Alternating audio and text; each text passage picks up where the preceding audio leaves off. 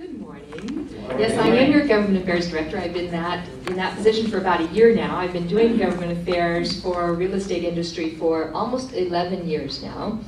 And while David may sell products, I sell your issues to local government officials and state officials. And I guarantee you I will not be selling pizza, I promise. Last time I was here, I talked about an issue that's coming up that has arisen in the city of Pasadena, and I want to make sure you all know about it. To remind you, the city of Pasadena, the city council passed a ban on smoking in any multifamily home. So any apartment and any condo or townhome, a year from now, January 1, 2013, the tenant or the homeowner, the condo or townhome owner, will not be allowed to smoke in their unit in any common area of the apartment building or the property of the condo. Okay, that's 2013. What you need to know right now is that you are required, should you manage property or own rental property in the city of Pasadena, or if you sell property, a condo or a townhome in the city of Pasadena, you are required to disclose that no smoking ban in your escrow documents. The city has finally come out with a disclosure document, okay? I sent all of this stuff to Albert, so it should be on your website shortly. You can download it. So this document needs to be filled out and attached with your escrow stuff, as well as a copy of the ordinance itself, which runs about 4 pages. Okay? All of this will, I'm assuming Albert will put it on the website, but if you're in the middle of something in Pasadena right now, you could also find it on the Pasadena Foothills Association website right now, pfar.org. Okay? So disclosure is what you need to know. In any sale of a townhome or condo, and in any new or renewing lease that you have with a rental tenant. Okay, so if you have property and you're renting something and your lease is coming up, you now have to have this disclosure document and the ordinance as part of that renewing lease. Does that make sense? Also, if you own property and you are managing it there, you by now need to have posted the no smoking signs in near the elevators, in the laundry room, at the pool, all the common areas. Okay, so no smoking in all the common areas now, within the unit, January 1, 2013, a year from now, disclosure now. All right, any questions on that? Yeah. Cindy Wang wanted me to ask you a question. If you smoke marijuana for medicinal purposes? That's legal. That's legal. Yes, Doug. Yes, it is. Anybody else? Question? What about drinking alcohol, or will that one come out? Oh, just wait. Just wait. I'm gonna come out. Yeah. Yes.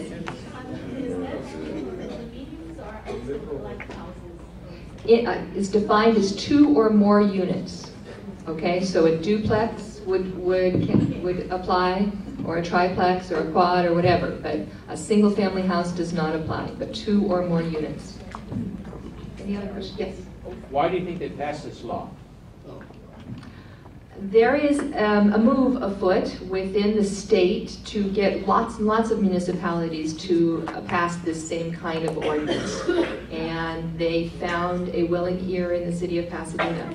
Very, very difficult to fight. We tried to fight it on the grounds of private property rights. Even though many of us don't like smoking and really wouldn't want to live next to a smoker, it's still, particularly if you are an owner of a townhome or a condominium, you're telling me that you can't smoke in your own home that you own.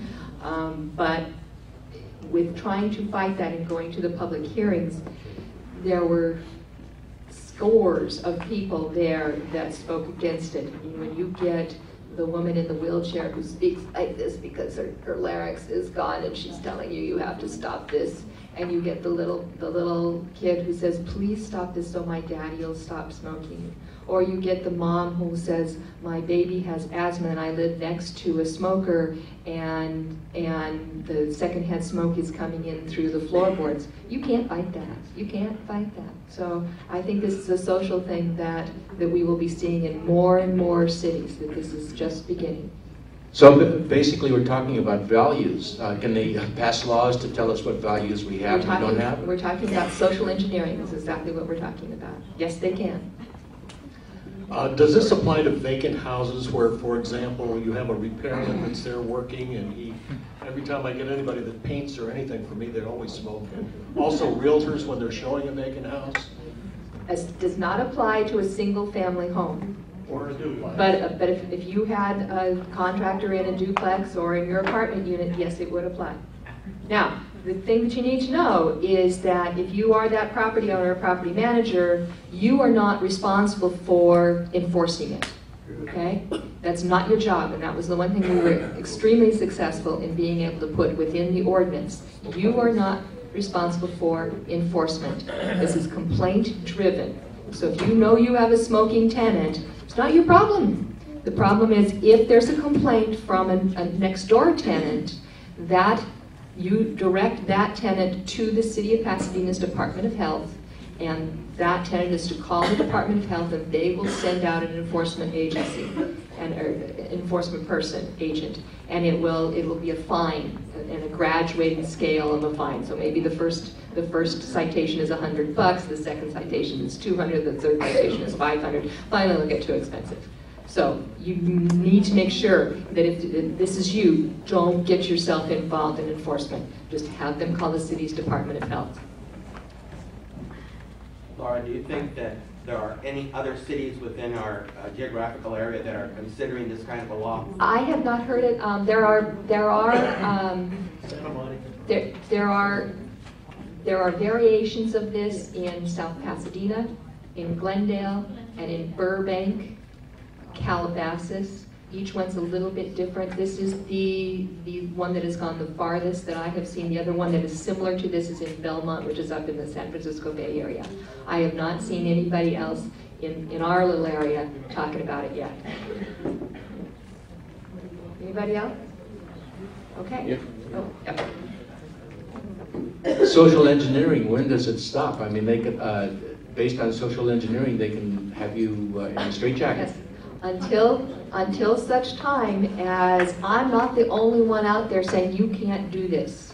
And it's really hard to rally the opposite side for those of us that believe in private property rights against those that are out there to support public health. And let's say there was a suggestion of this that came to Alhambra or Temple City, and if there were enough of you that were in the audience before a city council that was considering this that could counter the other side, then you might stop it. But until such time as that happens, it's not going to get stopped. I mean, I know, I'm a council member. I know what it's like to have people yelling at you, and you tend to, so until such time as we have that, then we're not going to stop it. You know, and the statistics show that fewer and fewer people smoke in California, particularly in Southern California. So there are fewer and fewer people that really care about this, right? I mean, most of you say, hey, I don't smoke. I don't really like it. I don't want to live next to it, and so that's fine with me. So. I'm not from the fire department, but my son is a firefighter down in Orange County, and I'm wearing his t-shirt for air operations.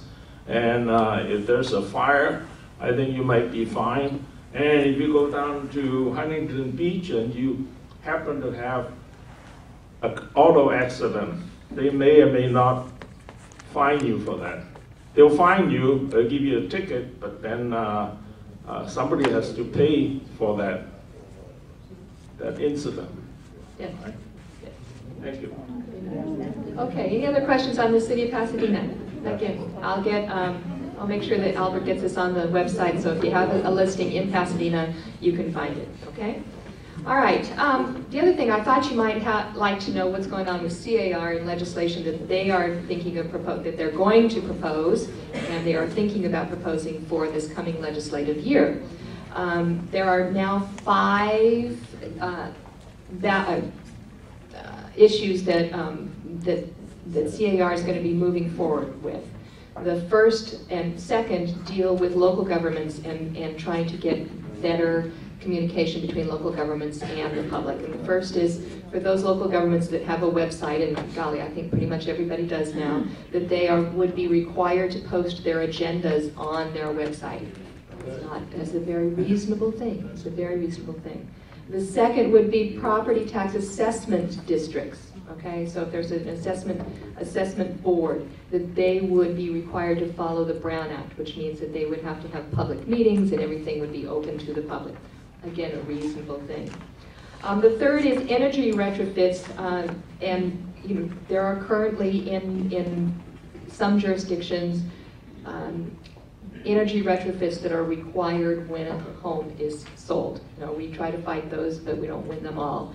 And this would require that the energy retrofit not interfere with the sales transaction, and that energy retrofit must be cost effective, defined at that the cost of that retrofit is not greater than the savings benefit over the life of that retrofit. Which, okay, that makes sense to me. I like that one.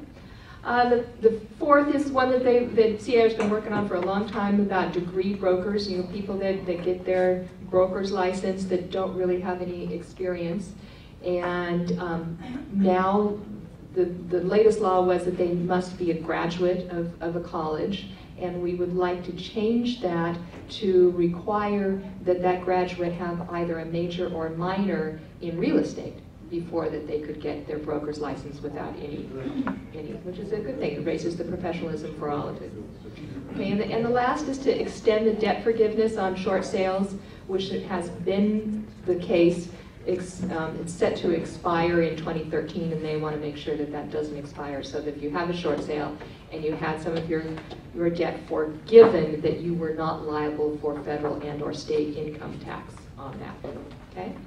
And then we've got some CAR meetings down in the desert in a couple of weeks, and there are 2 that the directors will be considering. The first is a disclosure by lenders on their REO sales, and the second is giving some help to homeowners associations for collections on foreclosed properties, on the homeowners association dues that are done. So I know nothing more of those because they haven't been fleshed out. And finally, just if you don't have any other questions, next month, date not quite yet determined, we will be holding candidate forum right here for the 49th Assembly District. As you know, Mike Eng is a current Assembly member here, is termed out. The district has been redrawn, all is totally different. There are at least 6 announced candidates for that seat.